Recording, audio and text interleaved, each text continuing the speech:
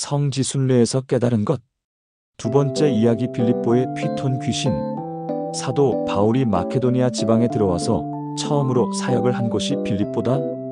그 필립보에는 우물이 많았는지 옛날부터 크리니데스는 지명으로 알려졌고, 지금도 필립보를 지나는 도로 표지판에는 그렇게 쓰여 있다. 사도 바울은 필립보에서 루디아를 만나 복음을 전했다. 필립보 유적지에는 루디아 기념교회가 있어서 사도 바울의 필립보 사역을 아래와 같이 화려한 천장 벽화로 보여준다. 그리고 그 기념교회 마당을 지나면 물소리가 시원한 개울이 흐르는데 그곳은 세례터다. 필립보에서 사도 바울은 문 밖 강가에서 기도하던 루디아를 만났고, 나중에 간수에게 복음을 전하고 그의 모든 식구들에게 세례를 베풀었다. 그런 사연들을 생각나게 하는 장소가 필립보다. 그런데 필립보에서 사도 바울은 감옥에 갇힌 적이 있다. 그가 감옥에 갇힌 이유는 점치는 귀신 들린 여종을 치료해 주었기 때문이다. 여기서 점치는 귀신은 어떤 존재일까? 신약 성경 사도행전 16장 16절에는 다음과 같이 나와 있다. A Spirit of Python. NIV 성경은 이 부분을 풀어서 다음과 같이 번역했다. 그 귀신을 힘입어서 그 여종은 미래를 예언했다. 즉, 점을 쳤다는 말이다. 그런데 여기에 나오는 휘톤은 그리스 신화에서 아폴론에게 죽임을 당한 왕뱀이다. 성지순례 보고서에서 나는 위의 이야기를 다음과 같이 정리했다. 사도 바울이 감옥에 갇히게 된 이유는 여종을 치료해 주었기 때문이다. 아고라로 오는 길에 점치는 귀신 들린 여종이 앉아 있었다. 우리 성경에는 점치는 귀신 들린 여종으로 되어 있는데 사실 아주 어린 소녀를 의미한다. 왜냐하면 그리스 델피 신전에서 신탁을 받는 무녀를 피티아피시어라고 하는데, 그 나이가 보통 12세에서 14세의 어린 소녀를 의미하기 때문이다. 점치는 그 소녀는 노예였다. 성경을 보면 그 노예는 주인들을 이롭게 하는 자라고 그랬다. 이 소녀는 여종이라고 했다. 그에게는 주인이 여럿이어서 그 주인들을 크게 이롭게 한다고 성경에 기록되어 있다. 그 소녀는 귀신이 들렸는데 그 귀신은 휘톤 파이산이라는 왕뱀의 귀신이다. 휘톤이라는 왕뱀은 땅의 신 가이아의 아들인데 델피의 파르나소스 산의 계곡에 있었던 뱀이다. 예수님께서 독사의 자식들아라고 말씀하셨을 때 그 독사는 휘톤이라는 왕뱀이 아니다. 마태복음 3장 7절에 나오는 독사의 자식들아라는 표현은 게네마타, 에키드논이라고 되어 있다. 헬라어로 뱀을 말할 때는 독사 바이퍼를 가리키는 에키드나가 있고, 몸집이 큰 왕뱀을 의미하는 휘톤이 있다. 그리스 신화에는 아폴론이 휘톤을 죽이고 델피의 주인이 된다는 이야기가 여러 버전으로 나온다. 그 중에 위키 사전이 소개하는 간단한 이야기는 다음과 같다. 호메로스의 아폴로 찬가에는 아폴로와 뱀의 싸움에 대한 언급이 나온다. 신당을 세울 장소를 찾던 신은 델피에 도착하여 사람들에게 재앙이었던 휘톤을 보았다. 그는 뱀을 죽이고 자신이 신탁 신전의 소유자라고 선언했다. 그 뱀 휘톤은 대지의 신 가이아의 아들이었다. 그리스 신화에 나오는 휘톤이라는 왕뱀은 고대 사회에서 어마어마한 세력을 가진 귀신이다.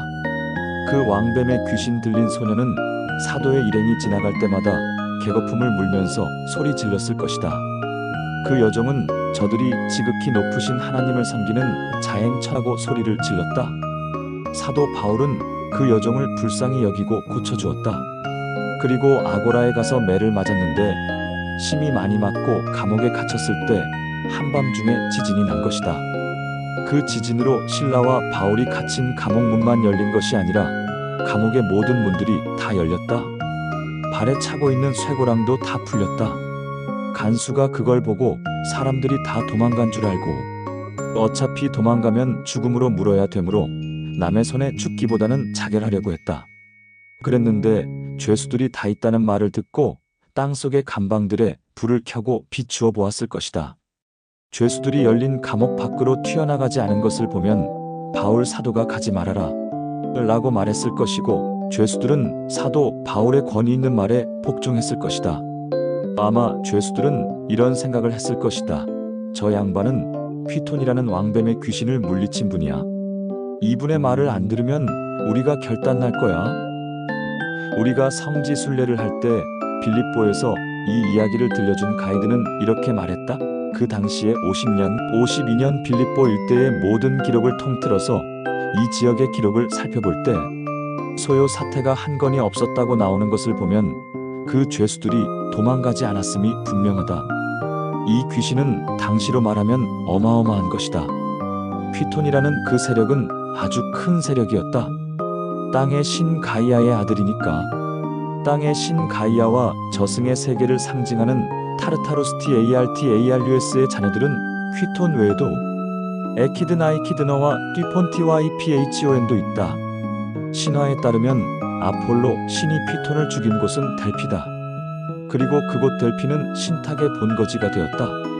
그곳에서 14살 정도의 소녀들이 점치는 일에 선발되었다. 그러므로 빌립보에 점치는 귀신 들린 소녀는 어렸을 것으로 보는 것이 합당하다.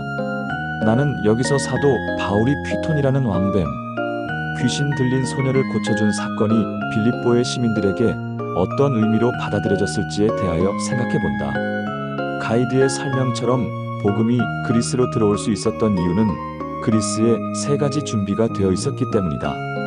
그것은 길과 언어와 신화다. 여기서 길이라 함은 에그나띠우스라는 로마의 가도요, 언어라 함은 알렉산더의 정복 활동으로 헬라어가 당시의 세계 공용어로 자리 잡은 것을 말한다. 그리고 신화라 함은 이미 1000년 전부터 전해 내려오는 이야기들이 그리스 시민들의 내면에 깊이 자리 잡고 있었다는 사실이다. 그러므로 바울의 전도팀은 열린 문으로 들어가서 열린 길로 나아가 그들이 이해할 수 있는 언어로 소통을 했을 것이다. 그런데 신화는 어떤 역할을 했을까? 신화는 공통의 관심사를 형성하는 것이 아닐까? 가이드의 설명대로 그들에게 이미 신에 대한 이야기가 충분히 내면화되어 있었으므로 사도 바울의 복음이 소개하는 신의 이야기를 그들은 쉽게 이해할 수 있었을 것이다. 그런데 신화의 역할은 바울이 행한 일에 대한 해석에도 지대한 영향을 끼쳤다.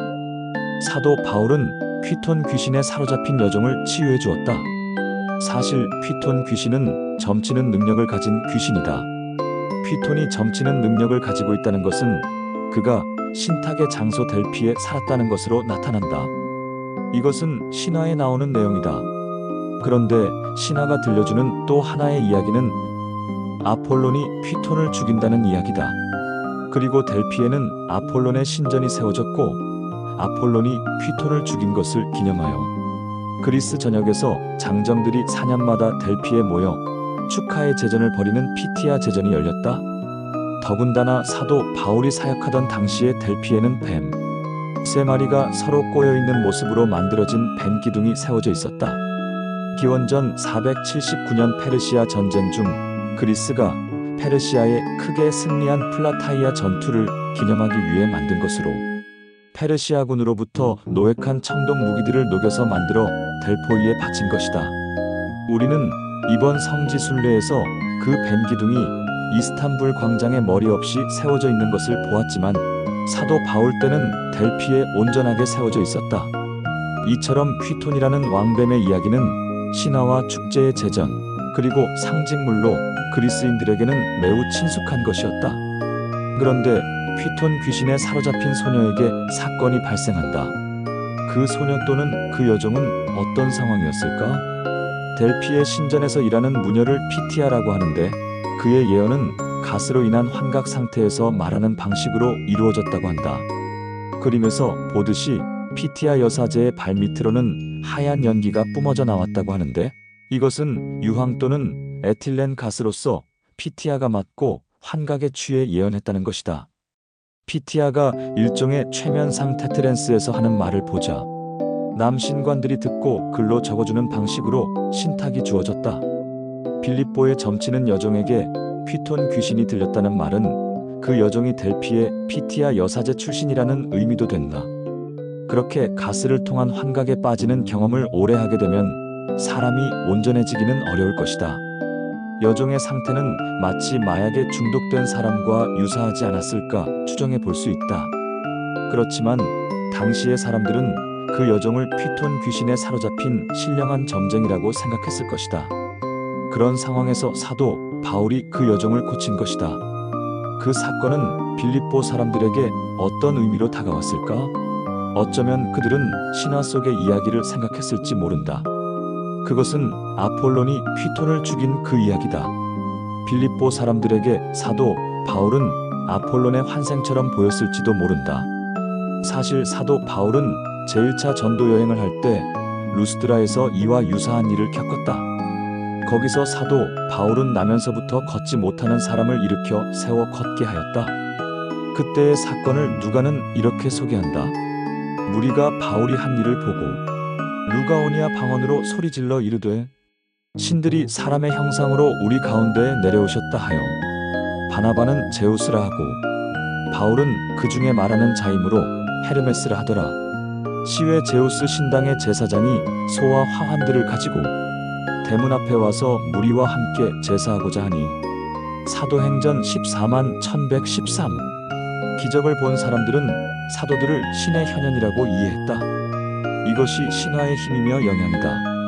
이것은 오늘의 시대와는 다른 과거 그리스 마이너스 로마 시대의 사람들에게 매우 강력한 세계관이었다.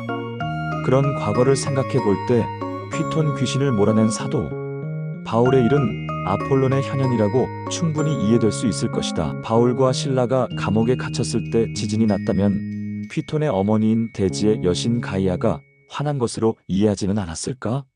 지진이 났을 때 감옥에 있는 사람들은 신들의 전쟁을 생각했을 수 있다. 그런데 아폴론의 현현인 바울은 꿈쩍하지 않는다. 그리고 지진은 수그러들고 잠잠해진다. 이때 사람들은 어떻게 생각했을까?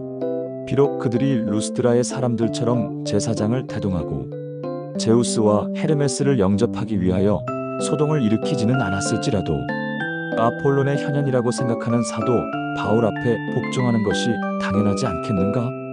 사도 바울이 예수 그리스도의 이름으로 행한 일은 능력으로 나타났고 그것은 당시의 그리스 마이너스 로마 사람들에게는 신의 현현으로 이해되었을 것이다.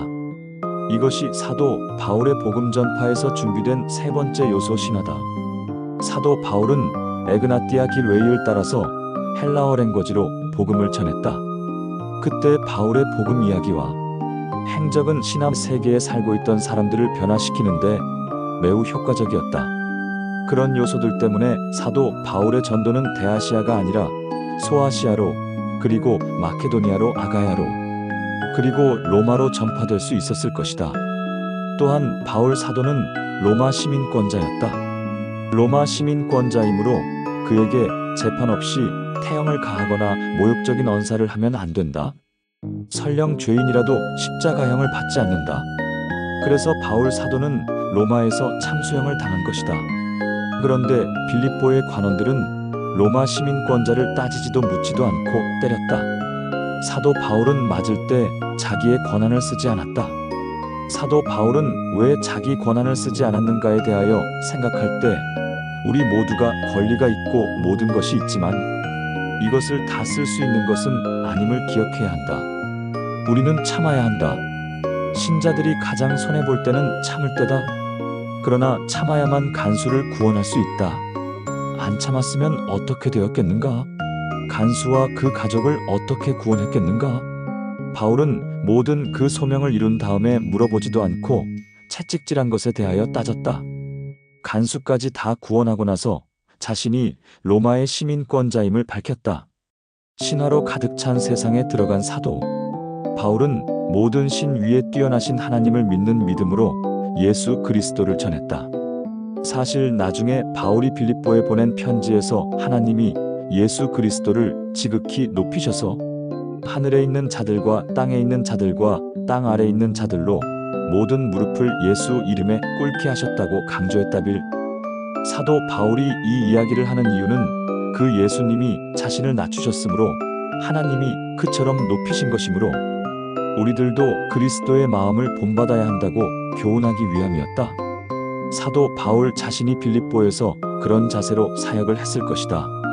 그렇기에 하나님이 사도 바울을 휘톤 귀신과 가이아보다 더 높이신 것 아닐까?